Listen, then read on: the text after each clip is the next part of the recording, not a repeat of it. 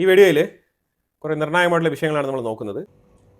ഗാസയിൽ ബെഞ്ചമിൻ നെതന്യാഹുവിൻ്റെ ഇൻഫർമേഷനെ തുടർന്ന് ഗാസയുടെ ബോർഡറിൽ ഏറ്റവും കൂടുതൽ ടാങ്കൊക്കെ കൊണ്ട് നിർത്തി വെച്ചിരിക്കുകയാണ്. ഒരുപാട് ടാങ്കുകൾ ഇവിടെ നിർത്തി വെച്ചിരിക്കുകയാണ് ഗാസയ്ക്കുള്ളിൽ ഈ ഒക്കുപ്പേഷന് വേണ്ടിയിട്ട് മുന്നോട്ട് കൊണ്ടുപോകാൻ വേണ്ടിയിട്ട്. അതായത് ഈ യുദ്ധം മുന്നോട്ട് അതായത് ഈ ഒരു ഒക്കുപ്പേഷൻ ഗാസയ്ക്കുള്ളിൽ ഫുൾ ഫ്ലെഡ്ജിൽ നടത്താൻ വേണ്ടിയിട്ട് ഉള്ള തയ്യാറെടുപ്പിലാണ് ഈ ടാങ്കുകളെല്ലാം തന്നെ ഇവിടെ നിർത്തി വെച്ചിരിക്കുന്നത്. ഈ സാഹചര്യം ഇങ്ങനെ മുന്നോട്ട് പോകുമ്പോഴത്തേക്കും ഇസ്രായേലിൻ്റെ ഉള്ളിലുള്ള പൊതുജനങ്ങളുടെ പൊതുവെയുള്ള അഭിപ്രായം എന്ന് പറഞ്ഞു കഴിഞ്ഞാൽ എല്ലാവരും തന്നെ ഈ ബന്ദികളെ മോചിപ്പിച്ചിട്ട് നിങ്ങൾ ഗാസയിൽ എന്ത് തീരുമാനം വേണേലും എടുത്തോളൂ എന്നാണ് പരമാവധി ആൾക്കാരുടെ ഒപ്പീനിയൻ. അതായത് ബന്ദികളെ കൺസിഡർ ചെയ്യാതെ ഗാസയ്ക്ക് മുകളിൽ ഇങ്ങനെ ഒരു ആക്രമണം നടത്തുന്നതിനോട് പലർക്കും വിയോജിപ്പാണ്. പലരും ആ ഒരു അഭിപ്രായം തന്നെയാണ് മുന്നോട്ട് വെക്കുന്നത്. അത് യങ്സ്റ്റേഴ്സ് മുതൽ പ്രായമായ ആൾക്കാർക്ക് വരെ ഇതേ സെയിം അഭിപ്രായമാണ്. പക്ഷേ ഗവൺമെൻറ്റിന് വേറെ നിവൃത്തിയില്ലാത്തുള്ള അവസ്ഥയാണ്. കാരണം ഹമാസ് ഒരു രീതിയിലും ഈ ഒരു ബന്ദിമോചനവുമായിട്ട് ബന്ധപ്പെട്ട സംസാരത്തിലേക്കോ ഒരു മീഡിയേഷനിലേക്കോ ഒന്നും വരുന്നില്ല. ആ സാഹചര്യത്തിൽ ഗവൺമെൻറ്റിന് ഈ തീരുമാനം എടുക്കുക എന്നുള്ളതിലുപരിയായിട്ട് മറ്റു മാർഗങ്ങൾ ഫ്രണ്ടിലില്ല എന്നുള്ള അവസ്ഥയിലാണ് ലിക്വിഡ് പാർട്ടി നയിക്കുന്ന ബെഞ്ചമിൻ നെതന്യാഹുവിൻ്റെ സർക്കാർ ഈ ഒരു തീരുമാനം എടുത്തിരിക്കുന്നത്. ഇത് നോർത്തേൺ ഗാസ ഭാഗമാണ്. ഇത് ബെയ്ത്ത് ഖാനൂണിൽ നിന്നൊക്കെ ഇവിടേക്കാണ് ഗാസയിലുള്ള ജനങ്ങളെ മാറ്റി പാർപ്പിച്ചിരുന്നത്. ആ ടെൻറ്റ് ഏരിയയിൽ നിന്നും നമ്മൾ എത്രയോ ഒരു 3 ആഴ്ചയ്ക്ക് മുമ്പ് നമ്മൾ പറഞ്ഞിട്ടുണ്ടായിരുന്നു ഈ ഗാസയിലുള്ള ജനങ്ങളെ മൊത്തം സൗത്ത് സൈഡിലേക്ക് ഇസ്രായേൽ കൊണ്ടുപോകാനുള്ള ശ്രമം നടത്തുന്നു എന്നുള്ളത്. അപ്പോൾ ഇവരുടെ അടുത്തൊക്കെ പറഞ്ഞിരിക്കുന്നത് സൗത്ത് സൈഡിലേക്ക് റീലൊക്കേറ്റ് ചെയ്യണമെന്നാണ്. അപ്പോൾ അതിനെക്കുറിച്ചുള്ള കൺസേൺ ആണ് ഈ ആൾക്കാരെല്ലാം രേഖപ്പെടുത്തുന്നത്. ഇവരിപ്പോൾ എവിടെ പോവും, ഞങ്ങൾ ഇനി എന്ത് ചെയ്യണം, ഇസ്രായേൽ ഇങ്ങനെ ഗാസ മൊത്തം ഏറ്റെടുക്കാനുള്ള ഉത്തരവ് പുറപ്പെടുവിച്ചിട്ടുണ്ട്, അപ്പോൾ ഞങ്ങൾ എവിടെ പോകണം എന്ന് ആവർത്തിച്ച് ചോദിച്ചുകൊണ്ടിരിക്കുകയാണ്. Either way, we are living in tents. Where does he want to send us to? What will differ is the area. There we are in tents, and here we are in tents. And if we go back, we will be in tents. Our whole lives we will be in tents. Until when? What does the army want us to do? Just leave us where we are? Where should we go? We are 21 people. How can we go to the south? How will I take them and leave? How will I carry the tents, or the children, or the pregnant women, or those breastfeeding? What should I do? Where should I go? Saudi Arabia ഉൾപ്പെടെയുള്ള രാജ്യങ്ങളൊക്കെ ഇപ്പോൾ ഇതിനെ ഇസ്രായേലിൻ്റെ ഒരു നടപടിക്കെതിരെ രംഗത്ത് വന്നിട്ടുണ്ട്. പക്ഷേ Israel ready to enter Gaza എന്നുള്ള നിലയിലാണ് ഇപ്പോൾ നിൽക്കുന്നത്. It's unfair for us to leave. Where should we go to? Where should we go to? They say to the south. There is no place for us in the south. We stayed in the south and they made us move to the north. We stayed in the north. Then they made us move to West Gaza. We stayed at the seaside area, and from here and there, they keep making us move. Where should we go? There's nothing we can do. I say let us die where we are. It is better.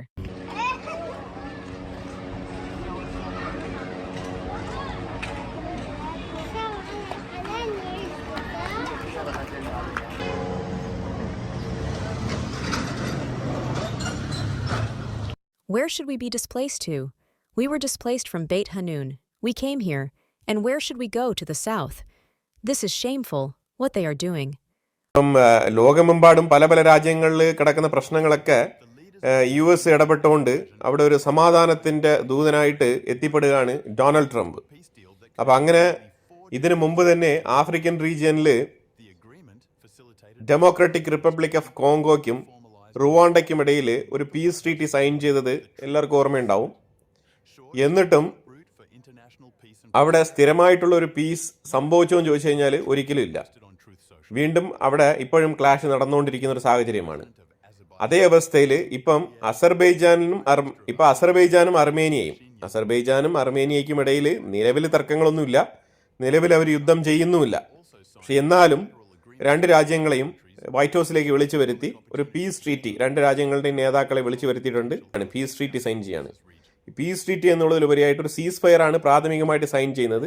അർമേനിയയുടെ ഭാഗത്തു നിന്നും ഇത് sign ചെയ്യുന്നതിൽ concerns ഉണ്ട്, അസർബൈജാന്റെ ഭാഗത്തു നിന്നും concern ഉണ്ട്. Azerbaijan ഏറ്റവും കൂടുതൽ US അർമേനിയയ്ക്ക് സപ്പോർട്ട് ചെയ്ത് ഈ ഒരു ഡീൽ മുന്നോട്ട് കൊണ്ടുപോകും എന്നാണ് അവർ ധരിക്കുന്നത്. അതിന് കാരണമുണ്ട്. കാരണം അർമേനിയയ്ക്കുള്ളിൽ ഒരു പ്രധാനപ്പെട്ട സ്ഥലം അമേരിക്ക അവർക്ക് വേണ്ടി ഏറ്റെടുക്കാനും അത് ചോദിച്ചുള്ള ബിസിനസ് ഡീലും കാര്യങ്ങളൊക്കെ നടക്കുകയാണ്. അപ്പോൾ അർമേനിയയ്ക്ക് ഈ വിഷയത്തിൽ ആശങ്കയുണ്ട്. 28 മൈൽ ഡിസ്റ്റൻസ് ദൂരമുള്ള ഒരു കോറിഡോർ, അതാണ് ഷെങ്സൺ കോറിഡോർ എന്ന് പറയുന്ന ഒരു കോറിഡോർ. ഈ കോറിഡോർ വഴിയാണ് യൂറോപ്പിലേക്ക് എൻട്രി ഉള്ളത്. അപ്പോൾ ഇത് വളരെ നിർണായകമായിട്ടുള്ള ഒരു ചെക്ക് പോയിൻ്റാണ്. അപ്പോൾ ആ ചെക്ക് പോയിന്റ് അമേരിക്ക കൈവശപ്പെടുത്തി കഴിഞ്ഞാൽ ഈവൻ റഷ്യ, ഇറാൻ, അർമേനിയ, ഈ ഏരിയയിൽ, ഈ കോക്കസ് റീജിയനിൽ കിടക്കുന്ന ഈ രാജ്യങ്ങളൊക്കെ എന്ത് തരത്തിലുള്ള സാധനങ്ങൾ എവിടേക്കൊക്കെ കയറ്റി അയക്കുന്നു, എന്തൊക്കെ ചെയ്യുന്നു, എന്തെല്ലാം ഇൻഫ്ലോ ഔട്ട്ഫ്ലോ ഉണ്ടോ, ഈ റെക്കോർഡെല്ലാം തന്നെ ഈ കോറിഡോറിൽ ഇരുന്നുകൊണ്ട് അമേരിക്കയ്ക്ക് നിരീക്ഷിക്കാൻ കഴിയുമെന്നുള്ളതാണ് ഇതിൻ്റെ ഒരു പ്രത്യേകത. അപ്പോൾ ഇതിനകത്ത് എന്താണോ ആഫ്രിക്കൻ റീജിയനിൽ ട്രംപിൻ്റെ താല്പര്യം, അമേരിക്കയുടെ താല്പര്യം, റെയർ എർത്ത് എലമെന്റ്സുമായിട്ട് ബന്ധപ്പെട്ട എക്കണോമിക് ടൈ ആണ് ഏറ്റവും കൂടുതൽ അമേരിക്ക ആ രാജ്യങ്ങളുമായിട്ട് പീസ് ട്രീറ്റി എന്നുള്ള പേരിൽ പോയി കൈകടത്തുന്നത്.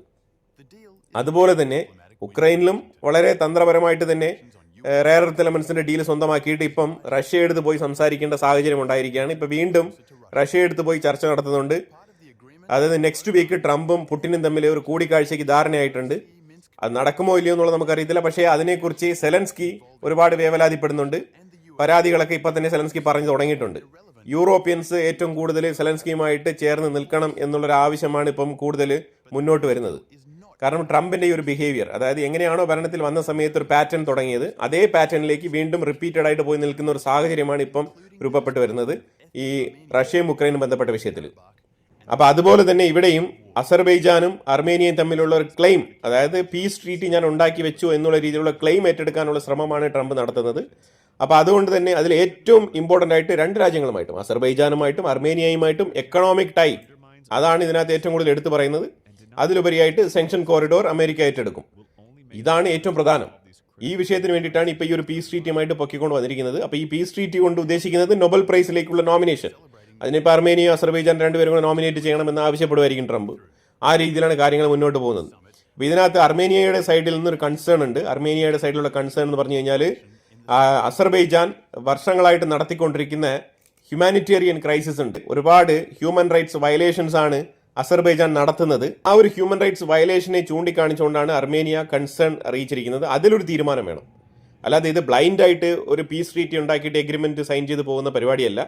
ഇത് ഒരുപാട് സ്ക്രൂട്ടനൈസ് ചെയ്ത് കാര്യങ്ങളൊക്കെ വിശദമായിട്ട് പഠിച്ച് മനസ്സിലാക്കി ആ ഹ്യൂമാനിറ്റേറിയൻ കേസുകളിലൊക്കെ ഒരു തീരുമാനം ഉണ്ടാക്കണം എന്നാണ് അർമേനിയ ആവശ്യപ്പെട്ടിരിക്കുന്നത്. അസർബൈജാൻ ആണെങ്കിൽ അവരുടെ സോവറനിറ്റി, അവർക്ക് അവരുടെ രാജ്യത്തിൻ്റെ സോവറനിറ്റി കാത്തു സൂക്ഷിക്കുന്ന രീതിയിൽ വേണം ഈ ഒരു എഗ്രിമെൻ്റ് എന്നാണ് പറഞ്ഞിരിക്കുന്നത്. ഇനിയിപ്പോൾ രണ്ടുപേരും എന്ത് തന്നെ പറഞ്ഞാലും ഇവരൊരു പ്രാഥമികമായിട്ടുള്ള ഒരു എഗ്രിമെൻ്റ് ആണ് ഇപ്പോൾ സൈൻ ചെയ്തിരിക്കുന്നതായിട്ട് പറയപ്പെടുന്നത്. പക്ഷേ വൈറ്റ് ഹൗസ് ഇതിനെ എംഫസൈസ് ചെയ്ത് കാണിക്കുന്നത് ഒരു പീസ് ട്രീറ്റി എന്നുള്ള നിലയിലാണ്. അത് എന്തിനു വേണ്ടിയിട്ടാണെന്നുള്ളത് എല്ലാവർക്കും വളരെ വ്യക്തമാണ്. നൊബൽ പ്രൈസിന് വേണ്ടിയിട്ടുള്ള ശ്രമമാണ്. അപ്പോൾ ആ നൊബൽ പ്രൈസിന് വേണ്ടിയിട്ട് ട്രംപ് മുന്നോട്ട് പോകുമ്പോഴത്തേക്കും ആ ഒരു ഏരിയയിൽ ഒരു തടസ്സമായിട്ട് മുന്നോട്ട് വന്നതാണ് ഇന്ത്യയുടെ പാർലമെന്റിൽ നടത്തിയ ക്ലാരിഫിക്കേഷൻ. പാകിസ്ഥാനും ഇന്ത്യക്കും ഇടയിൽ ഒരു സമാധാനം കൊണ്ടുവരാൻ വേണ്ടിയിട്ട് ഇടപെട്ടു എന്നുള്ള ഒരു സ്റ്റേറ്റ്മെന്റ്, ട്രംപിന്റെ ആവർത്തിച്ചുള്ള സ്റ്റേറ്റ്മെന്റ് കള്ളമാണ് എന്നുള്ള രീതിയിൽ ഇന്ത്യ അതിനെ പൊളിച്ചെഴുതിയതാണ് ട്രംപിനെ ചൊടിപ്പിച്ച ഈ ഒരു പ്രശ്നം. അതുകൊണ്ടാണ് ഇന്ത്യക്ക് താരിഫ് ഇങ്ങനെ വന്നുകൊണ്ടിരിക്കുന്നത്. അപ്പോൾ ആ രീതിയിലാണ് കാര്യങ്ങളുടെ മുന്നോട്ട് പോക്ക്. അപ്പോൾ ഈ വൈറ്റ് ഹൗസിൽ ഇപ്പോൾ നടന്നുകൊണ്ടിരിക്കുന്ന വിഷയമാണ് ഞാൻ ഇവിടെ വീഡിയോ ഇവിടെ ഷെയർ ചെയ്തിരിക്കുന്നത്. Leaders of Armenia and Azerbaijan are set to sign a joint declaration at the White House, committing to a peace deal that could end nearly 4 decades of bitter conflict. Posted on Truth Social. I look forward to hosting the President of Azerbaijan, Ilham Aliyev, and the Prime Minister of Armenia, Nikol Pashinyan, at the White House tomorrow for a historic peace summit. The United States will also sign bilateral agreements with both countries to pursue economic opportunities together so we can fully unlock the potential of the South Caucasus region. At the heart of the deal, an agreement over the Zangezur Corridor, a 27-mile stretch of mountainous Armenian territory linking Azerbaijan with its Nakhichevan exclave.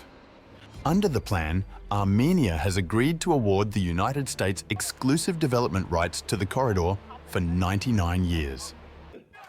അതുപോലെ തന്നെ ഈ വെള്ളിയാഴ്ചത്തെ പ്രാർത്ഥന കഴിഞ്ഞ പാട് തന്നെ ഏതെങ്കിലും രാജ്യങ്ങൾ ഇതേപോലത്തെ അട്രോസിറ്റീസ് ഒക്കെ നടക്കാറുണ്ട്. അപ്പോൾ അതുപോലെ തന്നെ ഇന്ന് നെതർലാൻഡിന് ഡച്ച് പോലീസുകാർക്ക് പിടിച്ചു നിർത്താൻ പറ്റാത്ത രീതിയിലുള്ള ക്ലാഷ്, ആ രീതിയിലാണ് അവിടുത്തെ കാര്യങ്ങൾ നടക്കുന്നത്.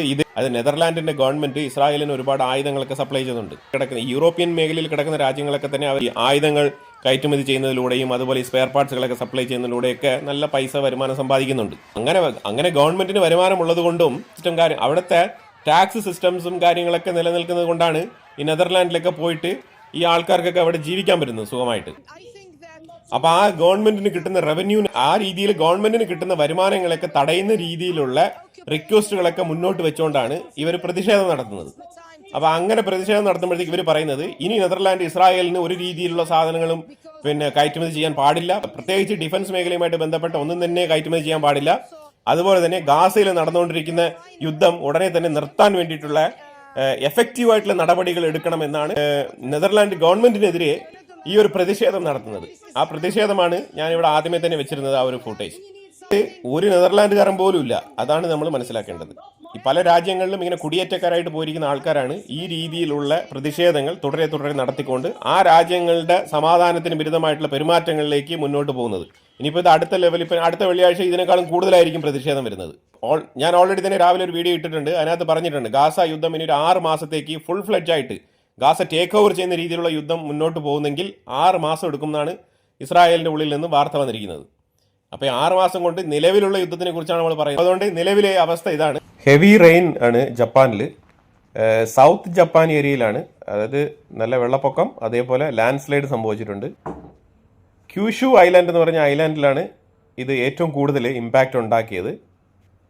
അപ്പോൾ അതുമായിട്ട് ബന്ധപ്പെട്ട് നമ്മൾ നോക്കുകയാണെന്നുണ്ടെങ്കിൽ ഇപ്പോൾ ജപ്പാൻ ഗവൺമെൻറ് ഇതുമായിട്ട് ബന്ധപ്പെട്ട വാർണിംഗ്, ഹൈ അലേർട്ടുകളെല്ലാം തന്നെ പുറപ്പെടുവിച്ചിട്ടുണ്ട്. പക്ഷേ എന്നിരുന്നാലും ലാൻഡ് സ്ലൈഡുകളൊന്നും അങ്ങനെ തടയാൻ പറ്റുന്ന സംഗതിയല്ല. മുന്നറിയിപ്പുകളും പ്രിക്കോഷൻസ് മാത്രമേ എടുക്കാൻ പറ്റുള്ളൂ. അപ്പോൾ അതുകൊണ്ട് ഏതാണ്ട് 3,60,000 ആൾക്കാരെ റീലൊക്കേറ്റ് ചെയ്തിട്ടുണ്ട്, ഇവാക്യുവേഷൻ ചെയ്തിട്ടുണ്ട്. അതായത് കാഗോഷിമ, ഐറ പോലത്തെ സ്ഥലങ്ങളിൽ നിന്നാണ് റീലൊക്കേഷൻ ചെയ്തിരിക്കുന്നത്. ഈ കാഗോഷിമ, ഐറയുടെ ലൊക്കേഷൻസ് ഞാനിവിടെ കാണിക്കുന്നുണ്ട്. ഈ സ്ഥലങ്ങളിൽ നിന്നാണ്, ഈ ഏരിയയിൽ നിന്നാണ് ശരിക്കും ഈ ആൾക്കാരെ റീലൊക്കേറ്റ് ചെയ്തിരിക്കുന്നത്, ഇവാക്യുവേഷൻ ചെയ്തിരിക്കുന്നത്. ഇവിടെയാണ് അലേർട്ട് കൊടുത്തിരിക്കുന്നത്. ഈ ഭാഗങ്ങളിലാണ് ഏറ്റവും കൂടുതൽ കടുത്ത പ്രതിസന്ധി, ഹെവി റെയിൻ, അതേപോലെ ഫ്ലഡിംഗ്, ലാൻഡ് സ്ലൈഡ് സംഭവിച്ചിരിക്കുന്നത്. അതിൻ്റെ ഫൂട്ടേജസ് ആണ് ഞാനിവിടെ വെച്ചിരിക്കുന്നത്. എന്തായാലും ഇതിനെക്കുറിച്ചുള്ള അഭിപ്രായങ്ങൾ കമന്റ് ബോക്സിൽ രേഖപ്പെടുത്തുക. കൂടുതൽ വാർത്തകളുമായിട്ട് അടുത്ത വീഡിയോയിൽ വരാം. Thank you so much.